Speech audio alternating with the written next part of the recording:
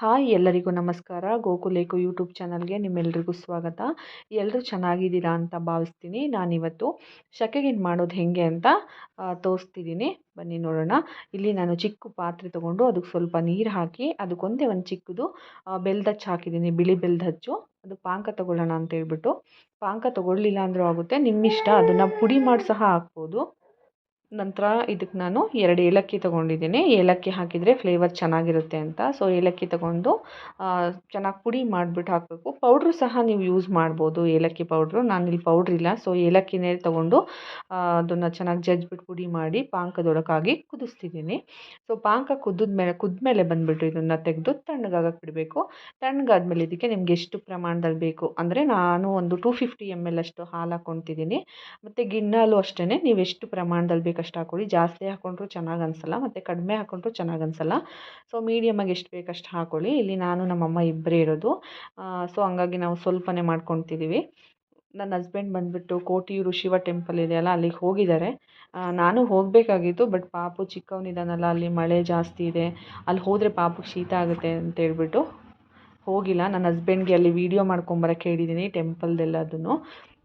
ಮತ್ತು ಅದ್ರದ್ದು ಏನು ವಿಶೇಷತೆ ಎಲ್ಲನ ಮಾಹಿತಿ ತಿಳ್ಕೊಂಬನ್ನಿ, ಅದನ್ನೆಲ್ಲ ನಮ್ಮದು ವೀವರ್ಸ್ಗೆ ಶೇರ್ ಮಾಡೋಣ ಅಂತ ಹೇಳ್ಬಿಟ್ಟು ಹೇಳಿದೆ. ಸೊ ಅವ್ರಿಗೆ ವೀಡಿಯೋ ಮಾಡಿದ್ದೀನಿ ಅಂತ ಹೇಳಿದ್ದಾರೆ. ಆ ವೀಡಿಯೋ ಎಲ್ಲ ತೊಗೊಂಡ್ಬಂದ್ಮೇಲೆ ಅಂದರೆ ನಮ್ಮ ಮನೆಯವ್ರು ಬಂದಮೇಲೆ ಆ ವೀಡಿಯೋಸ್ ಎಲ್ಲನೂ ನಾನು ನಿಮ್ಮ ಜೊತೆ ಶೇರ್ ಮಾಡ್ಕೊತೀನಿ.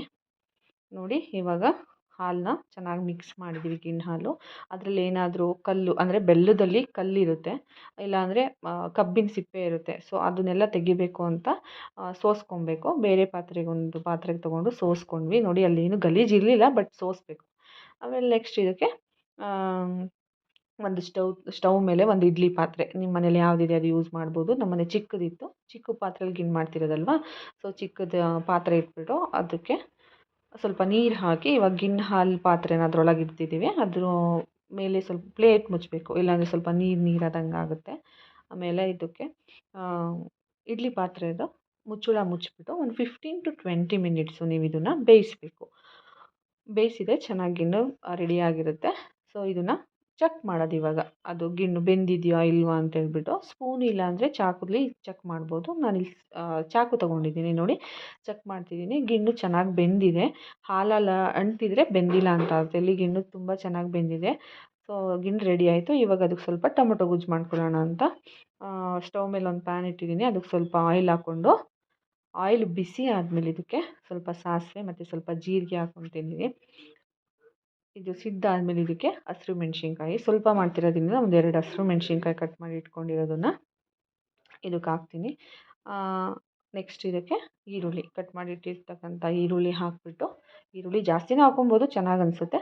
ಫ್ರೈ ಆದಮೇಲೆ ಟೊಮೊಟೊ ಒಂದು ಮೀಡಿಯಮ್ ಗಾತ್ರ ಟೊಮೊಟೊ ತೊಗೊಂಡು ಹೆಚ್ಚು ಹಾಕ್ತಿದ್ದೀನಿ. ನೆಕ್ಸ್ಟ್ ಇದಕ್ಕೆ ಸ್ವಲ್ಪ ಉಪ್ಪು ಹಾಕಬೇಕು, ಚೆನ್ನಾಗಿ ಬೇಯುತ್ತೆ. ಮತ್ತು ಸ್ವಲ್ಪ ಗ್ರೇವಿ ಟೈಪ್ ಬೇಕು, ನನಗೆ ಗ್ರೇವಿ ಟೈಪ್ ಇಷ್ಟ ಆಗುತ್ತೆ. ಸೊ ಅದಕ್ಕೇ ಸ್ವಲ್ಪ ನೀರು ಹಾಕ್ಕೊತಿದ್ದೀನಿ, ಸ್ವಲ್ಪ ನೀರು ಹಾಕ್ಕೊತಿದ್ದೀನಿ.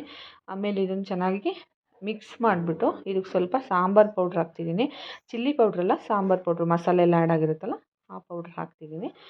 ಆಮೇಲೆ ಇದು ಆಗಿದೆ. ಲಾಸ್ಟಲ್ಲಿ ಸ್ವಲ್ಪ ಕೊತ್ತಂಬರಿ ಸೊಪ್ಪು ಹಾಕಿ ಮಿಕ್ಸ್ ಮಾಡಿಬಿಟ್ಟು ಸ್ಟವ್ನ ಆಫ್ ಮಾಡಿದರೆ ರೆಡಿ ಆಯಿತು ಟೊಮೊಟೊ ಗೊಜ್ಜು. ನಮ್ಮಮ್ಮ ರೊಟ್ಟಿ ರೆಡಿ ಮಾಡಿದರು. ನೋಡಿ, ರೊಟ್ಟಿನ ತೆಳುವಾಗಿ ತಟ್ಟಿದ್ದಾರೆ, ಚೆನ್ನಾಗಿರುತ್ತೆ ಕಾಂಬಿನೇಷನ್ನು, ಗಿಣ್ಣು ರೊಟ್ಟಿ ಮತ್ತು ಟೊಮೊಟೊ ಗೊಜ್ಜು. ನೋಡಿ, ಹೆಂಚು ಬಿಸಿ ಆಗಿದೆ. ಇದಕ್ಕೆ ರೊಟ್ಟಿ ಹಾಕ್ತಿದ್ದೀನಿ. ರೊಟ್ಟಿನ 2 ಸೈಡು ಚೆನ್ನಾಗಿ ಬೇಯಿಸ್ಕೊಬೇಕು, ಚೆನ್ನಾಗಿರುತ್ತೆ. ನಾವಿಲ್ಲಿ ಆಯಿಲ್ ಮತ್ತು ಎಣ್ಣೆ ಏನು ಯೂಸ್ ಮಾಡ್ತಿಲ್ಲ ರೊಟ್ಟಿ ಮೇಲೆ, ನೀವು ಬೇಕಂದರೆ ಯೂಸ್ ಮಾಡ್ಕೊಬೋದು. ನೋಡಿ, ರೊಟ್ಟಿ ಆಯಿತು. ಯಾರೆಲ್ಲ ನಮ್ಮ ಯೂಟ್ಯೂಬ್ ಚಾನಲ್ನ ನೋಡ್ತಿದ್ದೀರಾ ಎಲ್ರಿಗೂ ಥ್ಯಾಂಕ್ಸ್. ಇದೇ ಥರ ಸಪೋರ್ಟ್ ಮಾಡಿ. ಏನೇ ಸಜೆಷನ್ ಇದ್ರೂ ಕಮೆಂಟ್ ಬಾಕ್ಸಲ್ಲಿ ತಿಳಿಸ್ಕೊಡಿ.